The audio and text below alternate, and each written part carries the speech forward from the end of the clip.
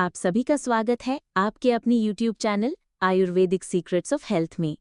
पूरे एक साल का शेड्यूल बताता हूँ। जब गर्मियों का सीजन शुरू होता है होली के बाद से और बारिश के पहले दिन तक मिट्टी के बर्तन में रखे हुए पानी को ही पीना अच्छा है, रात्रि को दिन को हमेशा। जब बारिश शुरू हो जाती है उस दिन से लेकर और बारिश के अंतिम दिन तक तांबे के बर्तन में रखा हुआ पानी पीना हमेशा अच्छा होता है। जब बारिश खत्म होती है और सर्दियां शुरू होती हैं उस दिन से लेकर और फिर होली के दिन तक सोने के बर्तन में रखा हुआ पानी अच्छा होता है। दोबारा बताओ, दोबारा। गर्मी के दिनों में होली से लेकर बारिश के पहले दिन तक मिट्टी के बर्तन में रखा हुआ पानी बहुत अच्छा होता है। मैं बता रहा हूँ, बैठिए। बारिश के पहले दिन से और होली के पहले दिन तक का जो समय है गर्मियों का, ये मिट्टी का है। फिर बारिश शुरू होके और बारिश का खत्म होने तक ये तांबे का है, और बारिश खत्म होके सर्दियां शुरू हो और फिर गर्मियां शुरू हो तो ये सोने का है। अब प्रश्न उठता है कि भाई सोने के बर्तन कहाँ से आएंगे इतनी महंगाई के जमाने में? तो आप ऐसा करिए, बर्तन कोई भी रख लीजिए, मिट्टी का ही रख लीजिए, सोने की उसमें एक अंगूठी डाल के छोड़ दीजिए, सोने की एक चेन डाल के छोड़, तो कुछ फायदा तो होगा ही, नुकसान तो नहीं होगा, फायदा तो थोड़ा होना ही है। सोना जो है ना, सोना बहुत गर्म है और चांदी बहुत ठंडी है।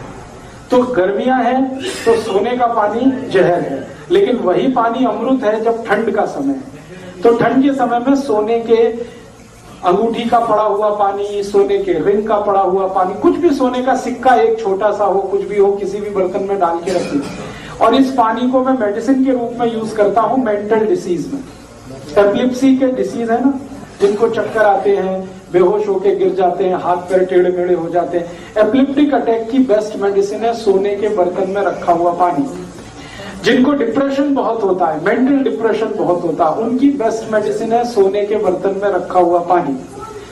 जिनको हमेशा बुरे बुरे विचार आते रहते हैं, हमेशा नेगेटिव, अभी मैं मर जाऊंगा, अभी वो मर जाएगा, ऐसा हो जाएगा, कुछ भी पॉजिटिव नहीं है जिनके लाइफ में, उनकी बेस्ट मेडिसिन है सोने के बर्तन में रखा हुआ पानी। जिनको कभी भी अच्छी नींद नहीं आती, रात को हमेशा शिकायत करते हैं मैं सोया नहीं, उनकी बेस्ट मेडिसिन है सोने के बर्तन में रखा हुआ पानी।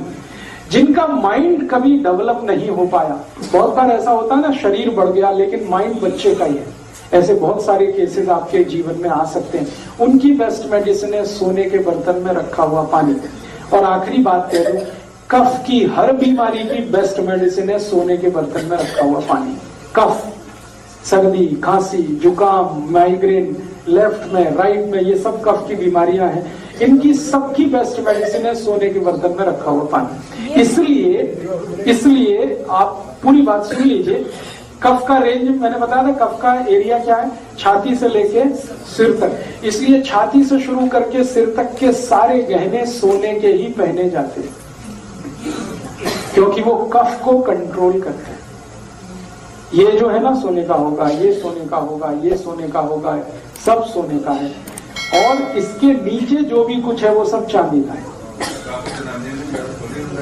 तो सोना जो है छाती के ऊपर के सारे अंगों में पहना जाता है, क्योंकि कफ को कंट्रोल करता है। तो मैं कहने जा रहा हूं वो ये कि हमारे जो गहने हैं वो सब हमारे हेल्थ से जुड़े हुए हैं, स्वास्थ्य से जुड़े हुए हैं जी।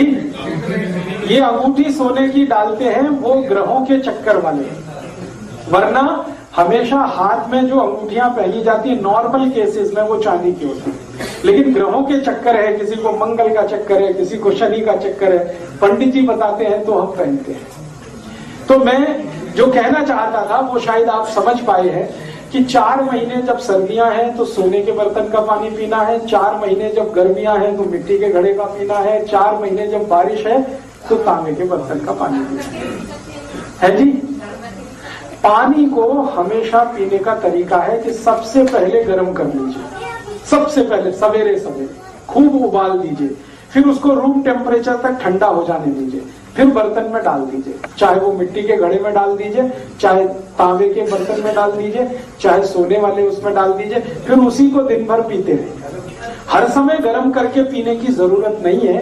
एक बार बॉईल करके रूम टेम्परेचर तक ठंडा कर दीजिए, फिर उसको किसी भी बर्तन में डाल के सवेरे से शाम तक। ऐसे कोई एक चीज आवश्यक है, या तो भोजन बनते समय सूर्य का प्रकाश गिरे, नहीं तो पवन का स्पर्श।